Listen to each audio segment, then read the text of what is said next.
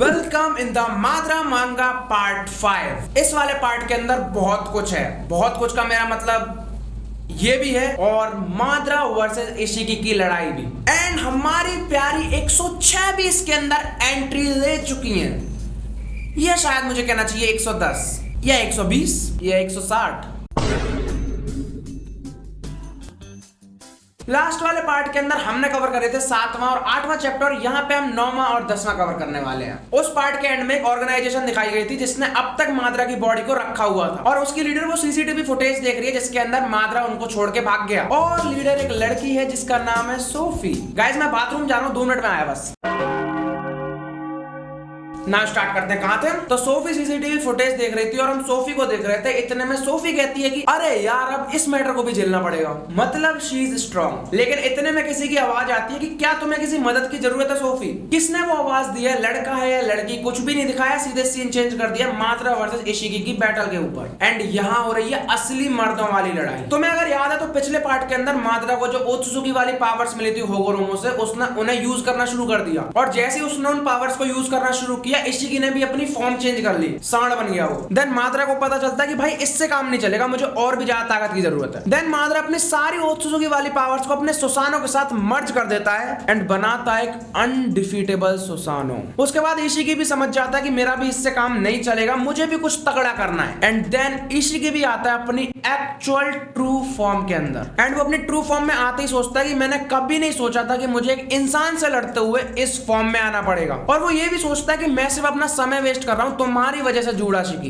Confusion हो रही है, मैं क्लियर करता हूं। देखो जूडाशिकी इज अ शिबाई ओत्सुकी इन दिस मांगा, मतलब जो उसके अंदर शिबाई ओत्सुकी है वो ही यहाँ पे जूडाशिकी है, बस नाम और लुक्स चेंज है, पावर लेवल और रैंक पोस्ट सब कुछ सेम है। और यहाँ पे इशिकी की बातों से लग रहा है कि इसको उसका काम करना पड़ रहा है, इसका मन नहीं है करने का। एंड इन दोनों की फाइट इतने में स्टार्ट होते हैं जहाँ पे हमें माद्रा के ओत्सुकी पावर वाले सुसानो का लुक दिखाया जाता है और मुझे ये अच्छा लगा यार, मतलब लग रहा है एकदम ओत्सुकी लेवल की चीज है। एंड उसके बाद माद्रा सोचता है कि अभी मेरा जो ये सुसानो है ये किसी भी तरीके का इसका हमला झेल सकता है। और उसके बाद एक बैड ऐसा पैनल जिसके बीच में लिखा है डोंट स्टॉप रीडिंग दिस। हम वैसे भी नहीं करने वाले। सीन चेंज होता है और हमें हिडन लीफ विलेज के अंदर एक हॉस्पिटल में दिखाया जाता है चीफ डॉक्टर का रूम। एंड अब जो तुम्हें दिखने वाला उसके बाद तुम शॉक हो जाओगे। उचिहा क्लैन का लोगो, हीलिंग जुत्सु में मास्टर, डॉक्टर, वो भी चीफ डॉक्टर, साथ में ट्रैश भी, साकुरा। भाई मैं बाथरूम जा रहा हूँ। खूबसूरत बहुत है तू लेकिन दिल लगाने के काबिल नहीं है।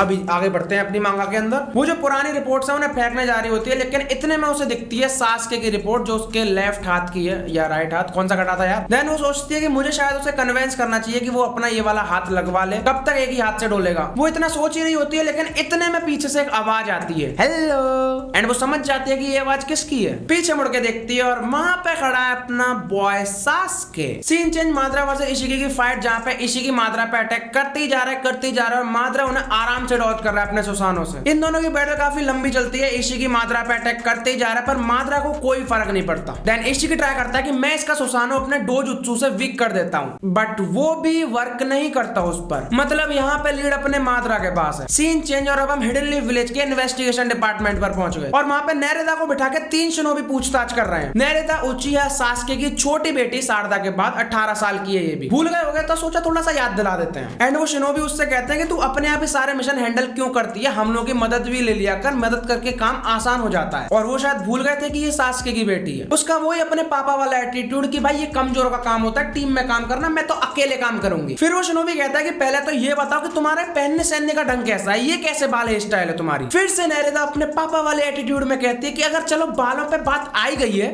तो तुम्हारी हेयर स्टाइल के बारे में भी बात कर लेते हैं। एंड वो इतना तेज हंसती है इसकी हेयर स्टाइल के ऊपर कि ये तीनों छोड़ के चले गए। फिर नेरेदा भी उठ के ही जा रही होती है लेकिन इतने में एक आवाज आती है कि रुको, और वहां से हम देखते हैं कि सुनाडे आ चुकी है मांगा के अंदर। और जैसा कि मैंने स्टार्टिंग में कहा था कि 106 से तो ज्यादा है, एनिमे में तो नहीं है भाई इतना। उसके बाद हमारी ग्रैनी सुनाडे कहती है कि बैठा, और वो चुपचाप बैठ गई और ना इसके पापा वाला एटीट्यूड खत्म हो गया इसका। सुनाडे भी उसको वही वाला लेक्चर देके जाती है जो 3 शिनोबी दे रहे थे कि थोड़ा सुधर जा, तू एक शिनोबी है, ब्ला ब्ला ब्ला।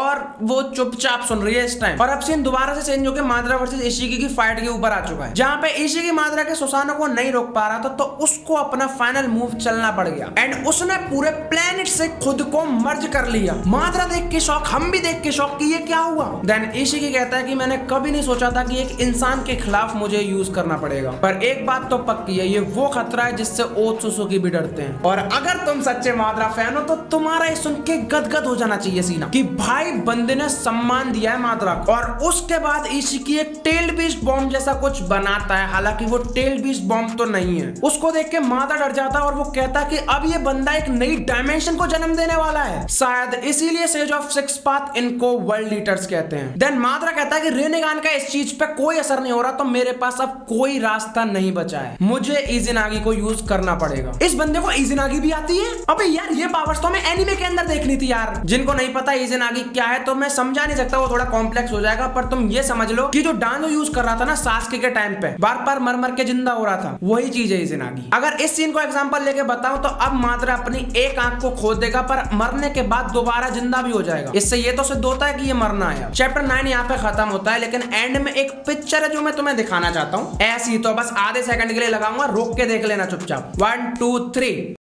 और ये कोनान थी। चैप्टर 10 शुरू होता है जिसका नाम है फादर्स लेसन, जो कि पूरा का पूरा माद्रा और उसके पापा के बीच की कन्वर्सेशन के ऊपर है, जिसमें जो माद्रा के पापा वो माद्रा से एक सवाल पूछते हैं कि अगर तुम्हारे सामने कोई तुमसे भी ज्यादा ताकतवर शिनोबी आ गया तो तुम क्या करोगे। देन माद्रा कहता है कि वैसे तो ऐसा होना नहीं है, मैं सबसे ज्यादा ताकतवर हूँ, मैं 4 वर्सेस 1 भी कर सकता हूँ अकेले पूरी स्क्वाड के साथ, तो इसके कोई चांस तो है नहीं वैसे। देन उसके बाद माद्रा के पिताजी कहते हैं कि चलो ठीक है फिर ट्राई करते हैं दूसरे तरीके से, एंड वो ओपन करते हैं अपना मांगेक्यू शारिंगान, जिसको देख के माद्रा थोड़ा सा एक्साइटेड हो जाता है और वो सीधे अटैक कर देता है उनके ऊपर। और ये मांगेक्यू शारिंगान शायद ओबिटो वाली है और इनकी एबिलिटीज भी थोड़ी सिमिलर है, जैसे कि जब माद्रा इन पे अटैक करता है डायरेक्ट, तो वो अपनी कामुई का यूज करके पॉकेट डायमेंशन के अंदर चले जाते हैं, एंड उसके बाद वो यूज करते हैं अपना सुसानो, एंड वो कहते हैं कि अब इसे हैंडल करके देखा, तू तो बेस्ट था ना। माद्रा बहुत ज्यादा ट्राई करता है उनके सुसानो को ब्रेक करने की, लेकिन वो कर नहीं पाता, पर एंड में वो एक ट्रैप बिछाता है जो कि था पेपर बॉम्ब का ट्रैप। सारे पेपर बॉम्ब फटना शुरू हो जाते हैं और यहीं पे चैप्टर एंड। नहीं दिखाया कि आगे क्या होगा, और वो सीधे पार्ट 6 के अंदर देखना। एक फोटो जो इस चैप्टर के भी एंड में बिल्कुल कोनान जैसी, बट ये हिनाटा की है। 1 2 3। वीडियो पसंद आई हो तो दबा देना like and subscribe button. Bye.